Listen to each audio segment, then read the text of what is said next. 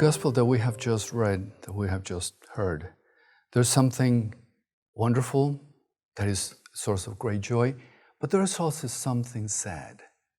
The joy is that Jesus cures someone who was probably very ill, because it says that he had dropsy. Apparently, today we would call that an edema, which could be caused by congestive heart failure. So the person was probably pretty sick. And Jesus cured him. And that is a source of great joy. But there is something very sad in this passage, which is the reaction of some of the Pharisees, some of the doctors of the law, that were saddened by the fact that Jesus did something good for someone because it was on the Sabbath. And it is good to remember that we can put ourselves in the place of any of the characters in the gospel. The shoe always fits. In this passage, we are, in some ways, the sick man that Jesus cures. In some ways, we are the Pharisee who is envious and jealous because Jesus did something good for someone on a Saturday. And we can examine ourselves on both accounts.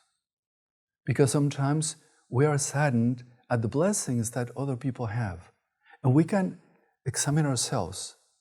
Can I thank God for the blessings that He has granted to others? To some people that perhaps we are not getting along very well with, but there's something good that happens to the person. Can we say, Lord, thank you, I'm happy for that person? Or do we sometimes are saddened? And that would be, from God's perspective, very sad, that we are not capable of rejoicing in God's blessings. So that is one side. Sometimes we are the jealous, envious Pharisee. But then, on the other hand, we are also, more often than not, the one that Jesus is blessing. He cures us, He helps us, He encourages us to keep going, to struggle in that particular point in which we are weak. He gives us grace to continue fighting and improve a little bit. And if we grow a little bit every day, we are doing better and better, and He's always healing us. And in the first reading, St. Paul tells us that he is very happy. He gives thanks to God. He says, I give thanks to God for every remembrance of you, praying always with joy. And he says, I am confident of this, that the one who began a good work in you will continue to complete it.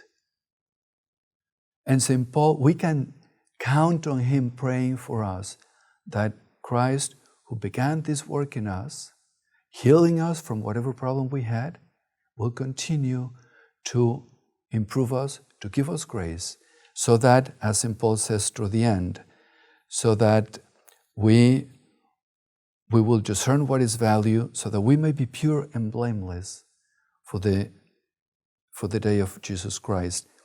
He says, this is my prayer, that your love, this is St. Paul praying for us, that your love may increase ever more and more.